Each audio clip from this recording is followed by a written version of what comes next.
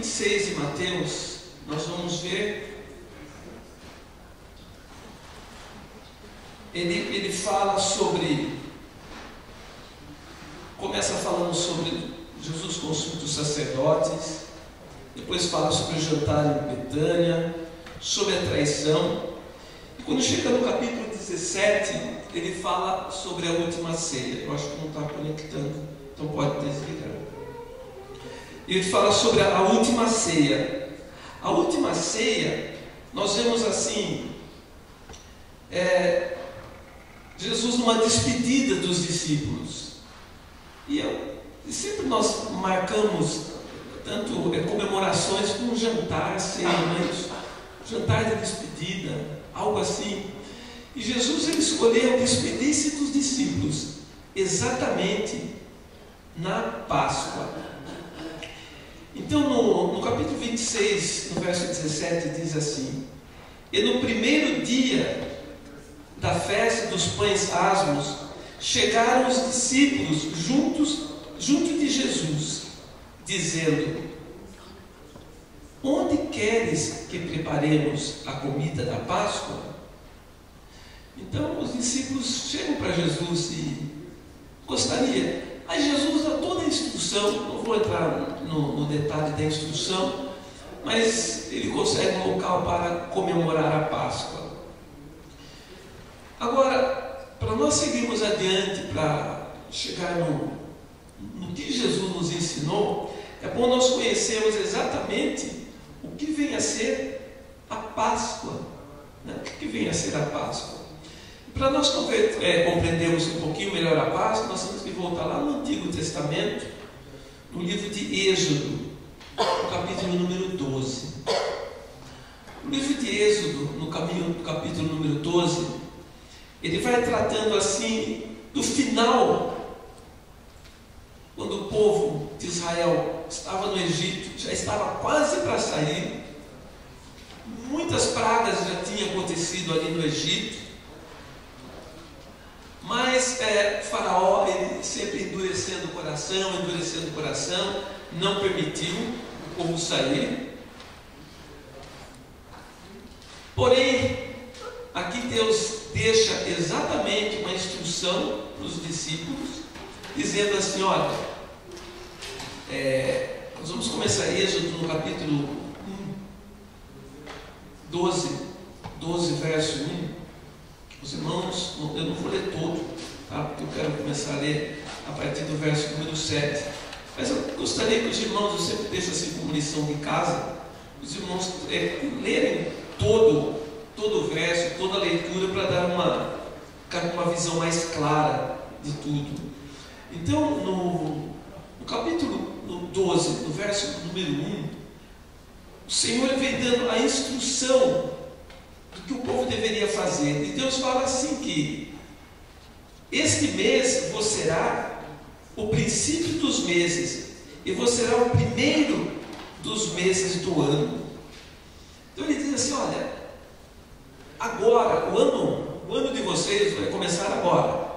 A partir desse momento, vocês vão começar a contar 1 ano, 2 anos, 3 anos, é como se o novo calendário estivesse começando ali. E esse ano deveria ser celebrado de geração em geração. E Deus fala para Moisés pegar um cordeiro deveria aguardar 14 dias, o cordeiro não podia ter nenhum defeito, nada.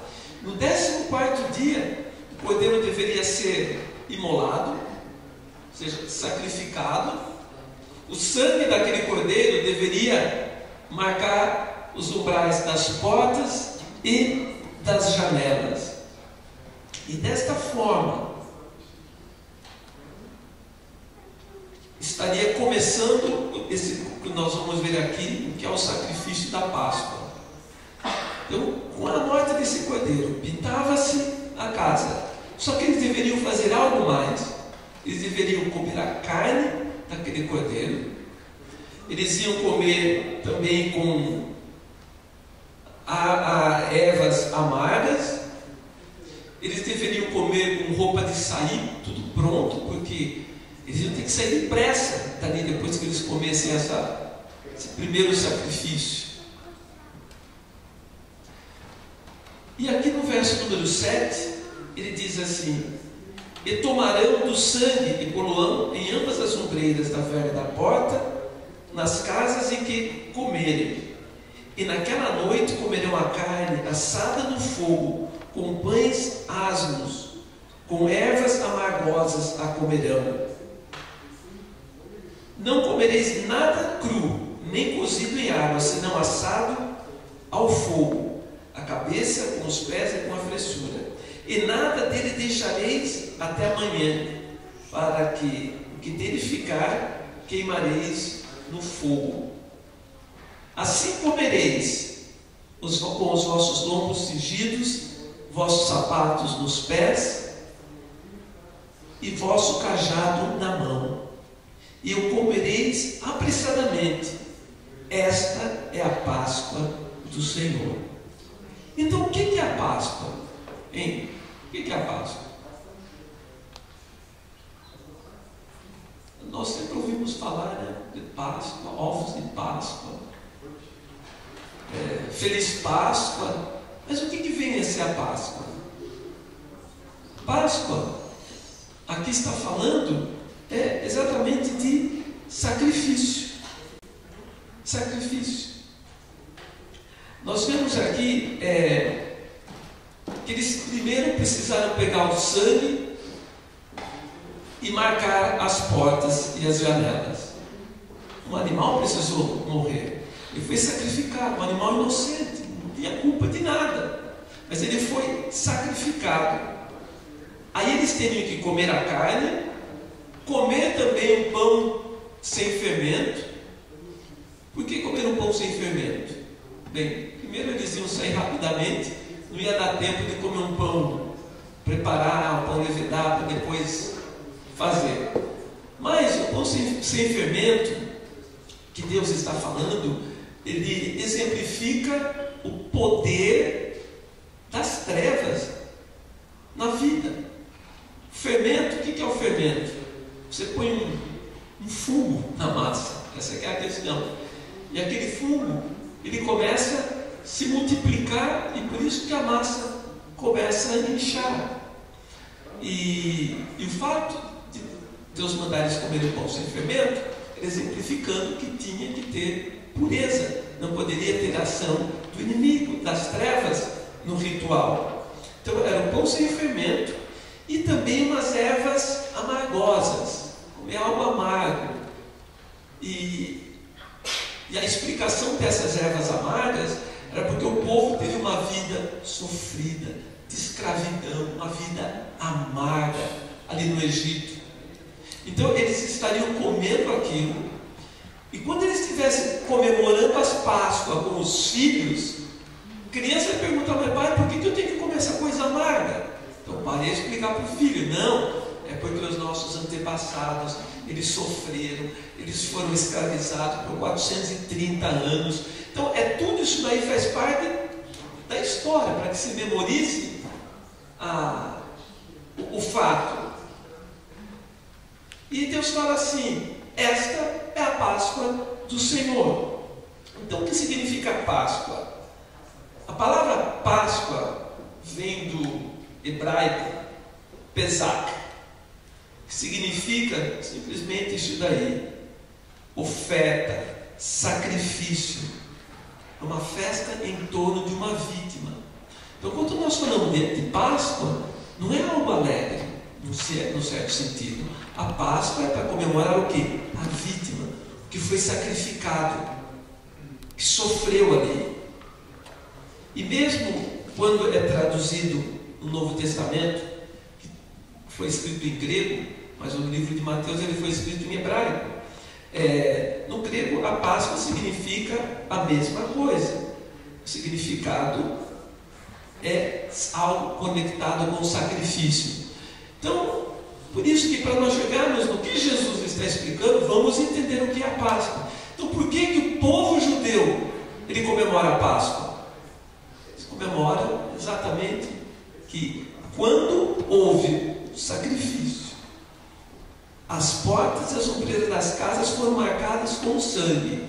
Naquela noite, veio o anjo da morte mesmo e feriu todos os primogênitos do Egito. Porém, a casa que tinha a marca do sangue, não aconteceu nada. Aí os irmãos bem conhecem a história. Faraó, irritado, não somente mandou o povo embora, mas expulsou o povo: vão embora daqui. Por isso que eles tinham que sair apressadamente. Esta é a Páscoa do Senhor. Esta é a Páscoa. Esse sacrifício que foi feito. Mas o fruto do sacrifício foi a libertação do povo de Israel. Os irmãos têm noção do que é passar 430 anos, quantas gerações aí escrava. Aí de repente eles estavam livres. Mas houve um sacrifício ali. Houve um sacrifício de um cordeiro, vários, porque cada família matava um cordeiro de acordo com o tamanho da família. Então, quando nós chegamos no Novo Testamento, voltando em Mateus, no capítulo 26, vamos voltar lá em Mateus, capítulo 26, nós vamos assim entender o porquê. Agora, por que Jesus ele se despede exatamente na Páscoa? A Páscoa foi o culto de despedida dele com os discípulos. Então, no capítulo 26, no verso 26, diz assim: enquanto comiam, Jesus tomou o pão e, abençoando, o partiu e deu aos seus discípulos, dizendo: tomai, comei, isto é o meu corpo.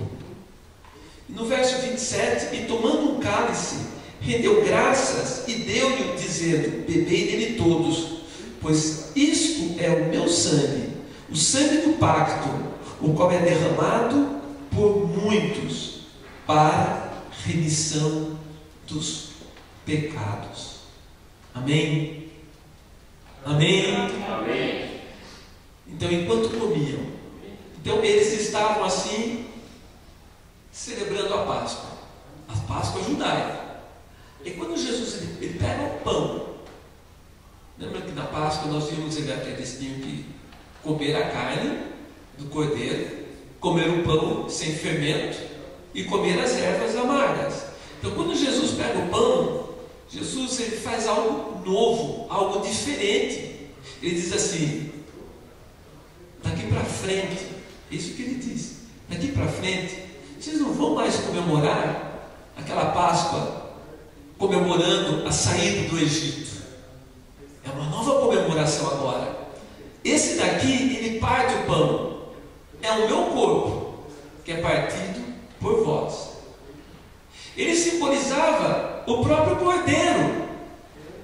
Quando Jesus ele veio a este mundo, e João, o Batista, ele veio e diz assim: olha, eis aí o Cordeiro de Deus que tira o pecado do mundo. Então, através do sangue que foi derramado daquele cordeiro lá no Egito, o povo não foi liberto? Há quantos cordeiros foram sacrificados ali? Aí Jesus vem despedindo dos discípulos dele, se colocando exatamente como aquele cordeiro. E veja que depois eles precisaram comer o que? A carne daquele cordeiro que foi sacrificado. Então, na Páscoa, quando o judeu está celebrando a Páscoa, que eles vão comer o cordeiro, eles falam assim: não, lá o cordeiro foi sacrificado, derramou o sangue. E Jesus, ele vem para nós dizendo o seguinte: ele corta o pão e fala assim: olha, esse daqui é o meu corpo, que é partido por vós. E quando nós comemos esse pão, ele tem um significado muito profundo. Significa exatamente isso, que é o corpo de Cristo. É como se eu tivesse ali, na época, assim, eles comeram, porque eles também iam caminhar, iam atravessar o mar, precisavam de energia, de força. Eu preciso comer desse corpo espiritual, que é Jesus Cristo, para que eu tenha força, para que eu possa caminhar, para que eu possa passar pelas dificuldades deste mundo aqui. Então não é assim, eu não estou sentindo de participar, não, eu tenho necessidade, é uma necessidade nossa participarmos do que nós chamamos Santa Ceia, não é? Nós não chamamos mais de Páscoa. A Páscoa é um ritual judaico, para nós é a ceia. E Jesus, ele parte o pão e dá aos discípulos e fala: é o meu corpo que é partido por vós. Logo mais, nós vamos estar participando também dessa ceia. Esse pão significa Jesus Cristo, é o corpo dele. Ora, tudo é pela fé, é um ato de fé. Quando Jesus fala assim: eu estarei em vós, ele está dentro de nós. Como? Nós comemos na Santa Ceia. O corpo dele é o que nos dá força. E o próprio Jesus, ele disse assim: eu sou o pão vivo que desceu dos céus. Olha, o que deixa uma pessoa fraca, acabada espiritualmente, é falta de alimento, é falta desse pão vivo, de contato com Jesus. Ele é esse pão vivo que desceu dos céus. Ele é o pão que vem assim nos fortalecer, e nós podemos caminhar neste mundo que cada dia nós vemos as coisas mais difíceis aqui. Depois ele diz assim no verso 27: e tomando um cálice, rendeu graças e deu-lhe dizendo: bebei dele todos, pois isto é o meu sangue, o sangue do qual é derramado por muitos para a remissão dos pecados. O verso 28, capítulo 26 de Mateus. Jesus, ele manda também, ele fez algo já diferente do ritual judaico. Esse daqui não estava ali na celebração natural da Páscoa, mas ele pega um copo, ele coloca vinho e fala assim: está vendo isso daqui? É o meu sangue, é o meu sangue. Glória a Deus. Ele fez um pacto de sangue conosco. Ele falou assim: é meu sangue que é derramado por vós. Ele não tinha nem morrido ainda, mas está escrito que ele tinha um plano de salvação para nós antes que o mundo fosse criado. Já estava esse plano de salvação. E aqui nós temos o vinho, que simboliza o sangue que seria derramado e que foi derramado. E nós temos o que? Os primogênitos foram salvos, porque tinha o que? A marca do sangue estava protegendo aquelas casas ali. E realmente, o sangue de Jesus é o que nos dá vida. É algo, para quem ainda não teve o entendimento da fé cristã, é algo louco, não faz sentido. Não faz sentido. Porque Jesus morre há 2000 anos atrás, derrama o sangue, e o sangue dele ainda continua salvando? Sim. Sim. A palavra dele é viva, é eterna. O sangue dele nos purifica de todo o pecado. Mas eu preciso então participar do quê? Desse ato, do pacto que ele fez conosco. Quando ele manda tomar o vinho, ele fala assim: olha, esse daqui é a nova aliança, é um novo pacto. O pacto antigo usava sangue de animais, agora não, é o sangue do Filho de Deus, que foi derramado por nós. E ali tinha também as ervas amargas, que fazia parte do ritual judaico. E Jesus ali, claro, como judeu, ele participou da Páscoa exatamente como está escrito, e também comeu essas ervas. Mas por que ele não nos mandou comer? Hein? Porque ele sofreu por nós, ele comeu por nós, ele tomou o que? Peso da nossa escravidão. Ele comprou, nos comprou. Então por que nós vamos ficar assim, lembrando do Egito, do tempo que eu era pecador? Não, eu não preciso disso. Muito pelo contrário, Jesus, quando Ele nos perdoa, Ele nos purifica, nós somos assim, 100%. Nossos pecados são esquecidos. Pensa que Ele fica lembrando: poxa, Vicente, você já pediu perdão 10 vezes disso daí, está pedindo de novo? Não. O sangue dele purifica de todo o pecado. As ervas amargas nós não vamos comer, porque eu não preciso ficar lá atrás lembrando da minha vida de pecado, da minha vida de sofrimento. Não. Jesus comeu, Ele sofreu, Ele padeceu por minha culpa. E olha que interessante, na Páscoa judaica, quem é que poderia participar da Páscoa? Claro, todos os judeus. Mas se tivesse algum estrangeiro ali no meio, poderia participar, hein, Pedro? Sim ou não? Não. Deus como seu...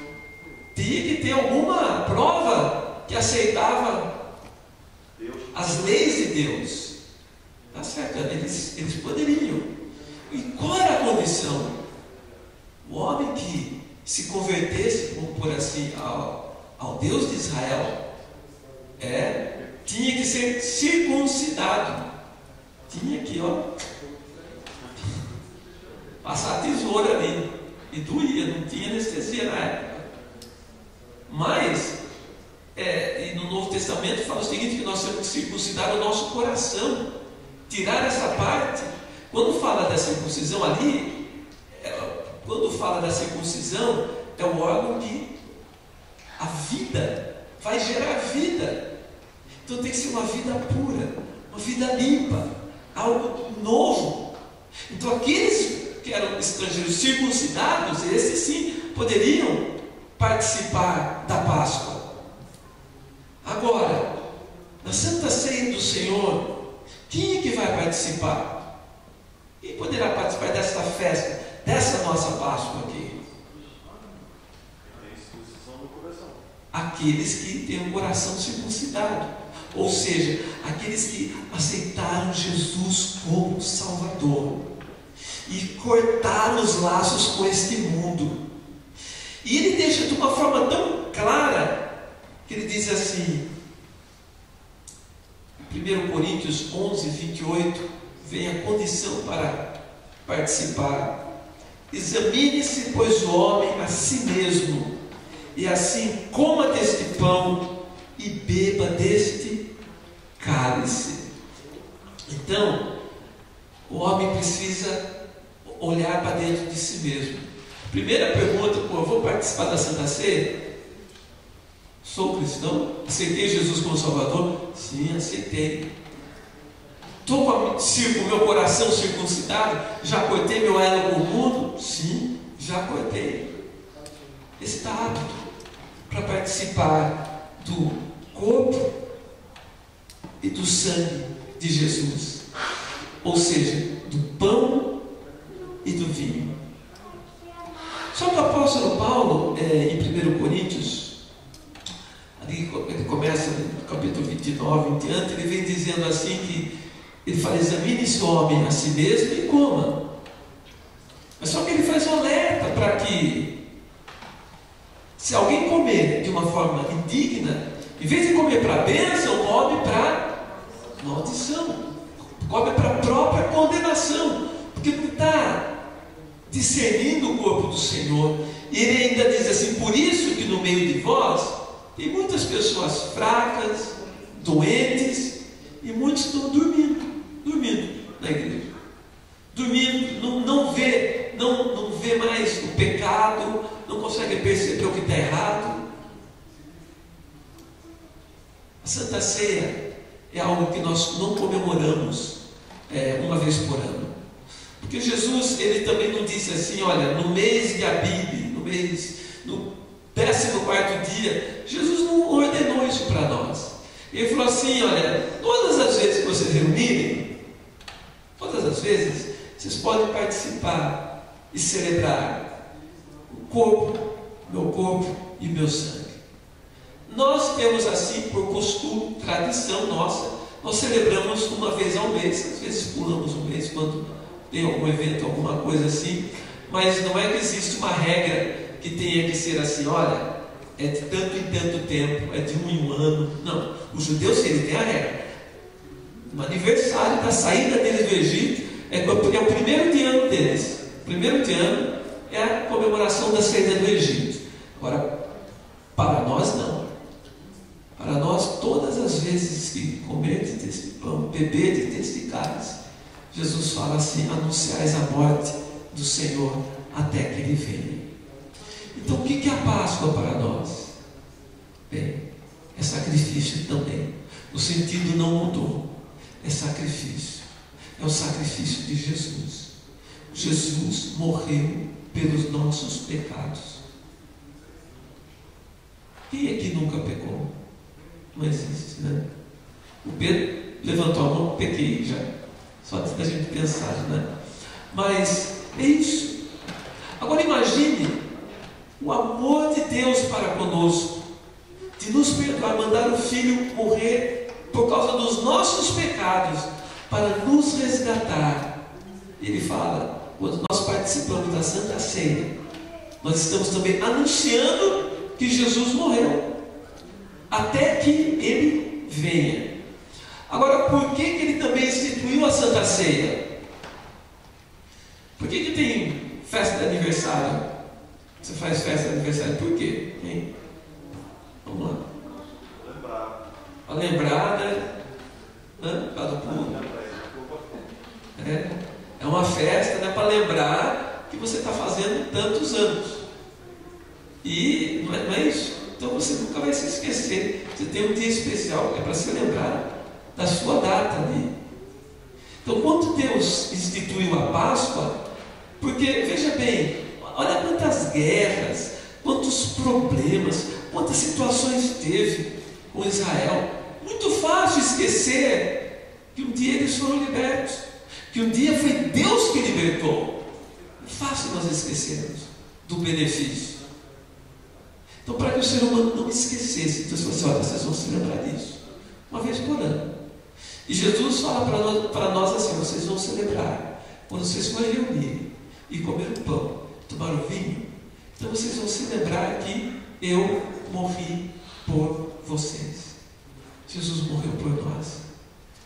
Só que no terceiro dia veio a surpresa: Jesus ressuscitou. Foi maravilhoso.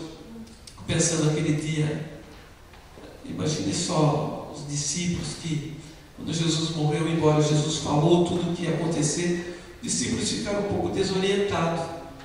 E agora, o que nós vamos fazer? Morreu o nosso mestre, daqui a pouco vão nos perseguir também. Só que as mulheres foram lá no sepulcro, domingo pela manhã, para levar perfumes, tentar fazer o corpo conservar um pouquinho de tempo a mais. E quando elas chegaram lá, surpresa, a pedra tinha sido removida. E elas estavam preocupadas, pensando assim: nossa, e a hora que nós chegarmos lá, quem que vai tirar aquela pedra que está na porta? Quem vai tirar? E quando ela chegou lá, o anjo do Senhor já tinha removido. Glória a Deus. E disse assim: olha, quem buscais? Ah, Jesus. Ele não está aqui, Ele já ressuscitou. Vai lá, diga para Pedro, diga para os discípulos, que ele vai adiante deles se encontrar com eles lá na Galiléia. E as mulheres foram, falaram, estava lá Pedro, Tiago, João, ele ressuscitou. Ah, não pode ser, ele ressuscitou sim. Tomé disse: ah, de jeito nenhum, não acredito, só acredito vendo. Pedro, João, saíram todos correndo, foram lá. João, acho que era mais novo, chegou primeiro que Pedro. Chegou lá, realmente estava vazio. E os guardas, tinha guardas guardando ali. O que aconteceu? Bem, os guardas tiveram que espalhar uma mentira, que eles dormiram e os discípulos vieram à noite e roubaram o corpo. Mas ele ressuscitou. Ele ressuscitou. Jesus está vivo. E é maravilhoso porque, ao mesmo tempo, quando nós comemoramos a morte de Jesus, é diferente. Quantas pessoas morreram, estão sepultadas? Existem datas comemorativas, né, em homenagem a essas pessoas que morreram. Existe a data comemorativa, a morte de Jesus, mas a ressurreição de Jesus também. Ele ressuscitou. Jesus ressuscitou. E Ele está vivo. Ele está no nosso meio. E é por isso que nós só temos que agradecer a tudo que Ele tem nos feito. A bênção, a dádiva da salvação. Nós vamos agora estar participando desta festa. E eu quero convidar os irmãos a se colocarem em pé neste momento para nós orarmos.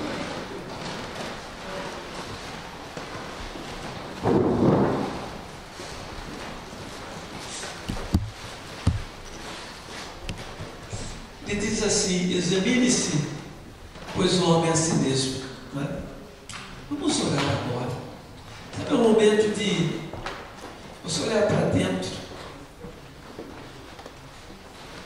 e te examinar. E o impressionante é que, se nós examinarmos, nós não vamos conseguir enganar a nós mesmos, não é isso? Ah, vou enganar eu. Não dá. Você consegue? Não dá. Então, quando nós examinamos, nós começamos a ver quantas coisas erradas cometemos. Mas está conosco aqui Jesus Cristo para nos perdoar. Está escrito assim que quem cobre a transgressão não prosperará, mas aquele que confessa e deixa alcançará misericórdia. É maravilhoso isso daí. Confesse agora. Examine-se. Senhor eterno, nós estamos aqui na Tua presença. Quando olhamos para nós mesmos, pedimos: Senhor, tenha misericórdia das nossas vidas. Tenha misericórdia. Venha nos perdoar, nos purificar, nos lavar toda sujeira. Senhor, solta os nossos corações. Olha, Senhor, veja se estamos caminhando por caminhos errados. Caminhos errados, nos conduza, Senhor, por caminhos retos. Senhor, nós ouvimos a Tua palavra e confiamos em Ti. Oh, Senhor, não temos palavra para Te agradecer o milagre da salvação. Aquela cruz, aquela punição, eu merecia, Senhor, mas Tu tomaste no meu lugar. Senhor, aquelas ervas amargas, Tu comeste por mim, Senhor. Eu não preciso mais ficar remoendo ou lembrando do meu passado, porque Tu já carregaste, Senhor, já me perdoaste, já me purificaste, assim como aos Teus filhos que hoje chegou aqui. Deus eterno, eu Te peço, Senhor, Deus Todo-Poderoso, opera em cada vida, e opera em cada coração que chegou aqui nesta noite. Que Teu perdão, Senhor, possa nos alcançar, porque estamos aqui confessando. Tenha misericórdia de nossas vidas, Senhor eterno, no nome de Jesus. Lava-nos, lava-nos. Queremos estar purificados, Senhor, com as nossas vestimentas alvas como a neve. Oh Deus eterno, como é maravilhoso este momento de estarmos aqui na Tua casa para Te servir. Deus eterno, então, no nome do Teu Filho Jesus, nos abençoe, Senhor, neste ato que vamos agora iniciar, Senhor, que é a Santa Ceia. Seja conosco, Pai. Manifesta o Teu Espírito no nosso meio. Faz-te presente. Queremos sentir a cada dia, Senhor, a Tua força, a Tua misericórdia, o Teu perdão. Deus eterno, nós sabemos que a nossa luta aqui continua. Ela não é contra a carne, ela não é contra o sangue, ela é contra essas hostes espirituais da maldade. Mas, Senhor, Tu pode contar conosco, com a Tua igreja, para anunciarmos a Tua palavra e irmos contra essas forças das trevas e declarar que ela não tem força, não tem poder sobre a Tua igreja, sobre os Teus filhos que foram comprados e purificados pelo Teu sangue precioso, Jesus. Nós declaramos a vitória em todas as áreas aos Teus filhos, à Tua igreja. Obrigado, Senhor. É no nome de Jesus que eu te agradeço.